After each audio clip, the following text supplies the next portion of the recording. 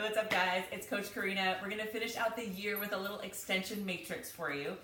All these exercises work great as a way to warm yourself up and get your body prepped for your training. They also work well just to loosen up and sort of counteract some of the activity that happens during the day, especially during this time of year. So if you're feeling a little bit jammed up because you're rapping and you're driving in the traffic, give yourself time to take a breath and be thankful for the things that are making you so busy. We're going to start on our bellies. We're on the ground for the first couple exercises. You're going to be flat on your belly, and we're going to work on a rolling exercise. So rolling patterns are our way of sort of training global stability. But there's a little bit of a key here. It's not just like lie down and roll over. What I want you to try to do, we're going to start our first one with the arm. I'm going to start by reaching my arm. When we initiate with the upper body, everything in the lower half is totally relaxed. So basically from my waistband down, I'm going to try to not use any of that musculature. So I'm lying on my belly here, and I'm going to bring up my right arm. The thumb is up. I'm watching my arm go, and I'm just going to let it pull me all the way over. So I'm on my back. Then you can do whatever you want to get yourself back over, and then you go to the other side. So now left arm up, watch that go, twist, spend a little bit of time. If there's a sticky point, if there's a part that feels like it's a little harder, then your body needs a little bit more time there. It's fine, just keep it nice and slow. Then you take the arm and reach up and come back over. We're not really focusing on the flexion, basically from going from your back to your front. Uses more the anterior chain, the anterior stability, our flexors. That's not really our focus right now, but if you want to go give it a try, you can do the same philosophy applies on your back. Keep your waist and below relaxed and roll over. So we can do it with our arms, and I would say spend about a minute like that, right side, left side, going back and forth. Maybe, as always, spending a little bit more time with the harder side. Then we're going to do the same thing with the lower half. So now, everything from my waistband up, I'm going to try to keep really relaxed. And I squeeze this cheek and I lift this leg up and I try to lead with that heel and roll over. And do the same thing going back. And then left side, I squeeze my cheek, lift, and roll over. Give yourself enough room here to be able to roll a little bit to each side. Typically, as you can see what's happening with me is I move kind of forward and back, and that's fine. Just let yourself just kind of readjust as you go. About a minute using the arms and about a minute using the legs. And we're going to come up to the hands and knees. And we're going to do a variation on our cat-cow. You guys have done a million of these, but there's a way that we can kind of enhance the mobility in one area and then the other area. So typically we kind of go like this, and we have weight sort of even between our knees and our hands, right? And we do this big arching and this big rounding. And what happens is a lot of us are really good at moving our heads. So there's a lot of movement in the neck. We're really good at rounding the upper back. And we tend to be pretty good at extending, arching the lower back. But the others we tend to lack, where it's a little harder for us to flex the lumbar spine. It's harder for us to extend the thoracic spine.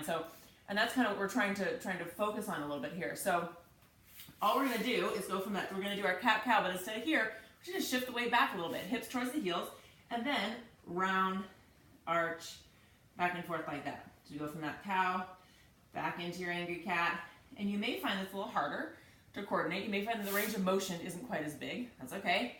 You're focusing on the part that feels a little bit more challenging to you. So that's a lumbar cat-cow. And then you're going to shift your weight a little bit more forward than you might usually, and you're going to focus on a thoracic cat-cow.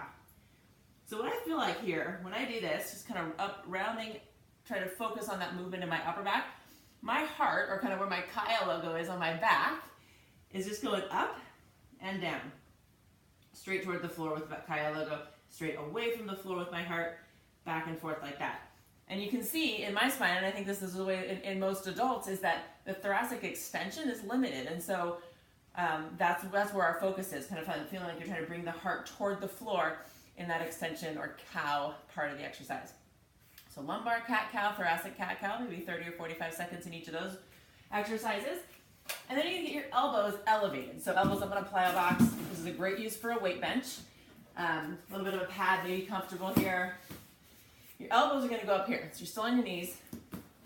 Elbows are here. And you can either choose to have the elbows straight or bent here. There's a couple of reasons why I like it to be bent. I want the arms vertical, and my forearms are vertical right now. My rotator cuff is working a little bit just to stabilize that position. I also want to be kind of gently pushing into this pad with my elbows to kind of get the other shoulder muscles engaged, just so that we're not hanging on those shoulder joints.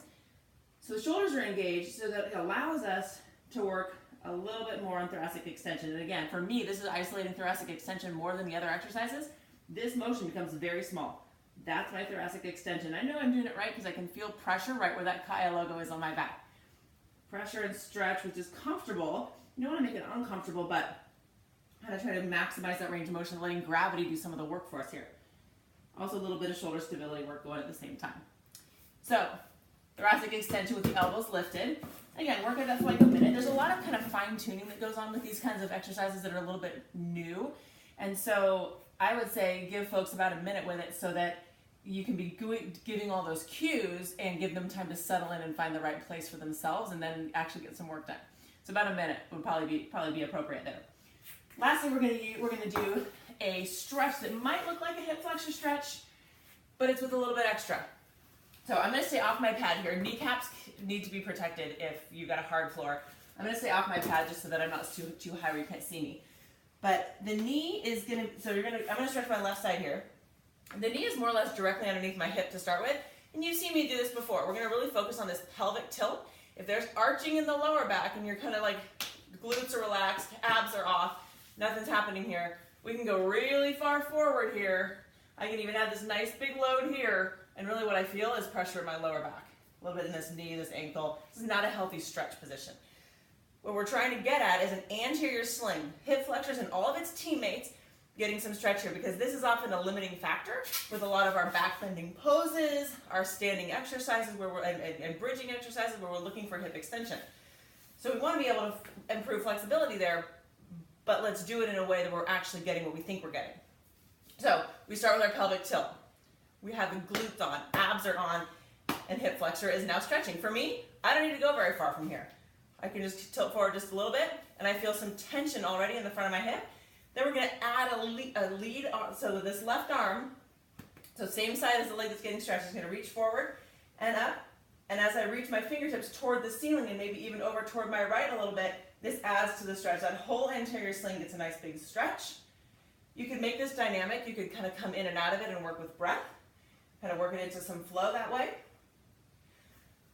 Typically when I'm doing stretches like this, I tell folks to hold it for 5 or 10 breaths. That does two things. It allows them to remember to breathe and to sort of focus on that. A lot of times with stretching in uncomfortable positions, sometimes people get a little bit jammed up and stop breathing. It's fairly important that we continue to breathe, so I'm going to recommend that you do that. The other thing is that it allows the stretch to be long enough to feel an actual change in flexibility. Again, there are benefits to dynamic and static stretching. So when we're warming up, dynamic stretching is probably better, and static stretching would work better at the end of a workout. So if you're warming up, dynamic stretch. You can go press the pelvic, still pelvic tilted, still glutes on, still abs on, tucked under, reach forward, but maybe kind of move in and out of it if it's part of the warm up. And if it's part of the cool down, hang out there a little longer. Maybe that's when you add that press, so I can press my hips toward you, toward the camera, off to my left, and lean my upper body to the right. That adds a little bit of lateral hip stretch, outer hip stretch, maybe even down into the IT band. So different ways that you can do the same kind of stretch, right? Any stretch that you know, you can make it dynamic or static, depending on when you're using it. So a little bit of extension matrix that I hope helps for you. Like I said, about a minute in each of those exercises. Minute rolling with the arms, a minute rolling with the legs, a minute lumbar and thoracic cat-cow, a minute with the elbows elevated for thoracic extension, and then maybe a little bit more, maybe a minute on each side, 2 times 30 seconds each on the hip flexor stretch in that half kneel position. Hit me up if there's any questions. As always, I've really enjoyed working with this movement of the month with you guys for this year, and I would love to hear any feedback as what your favorites were, what you'd like to see again, what you'd like to see more of as far as education through this venue. So we can make it whatever you need it to be. So you let me know what works best for you. And I wish you the best. Happy holidays. I love you all. Can't wait to see you next year. Mwah!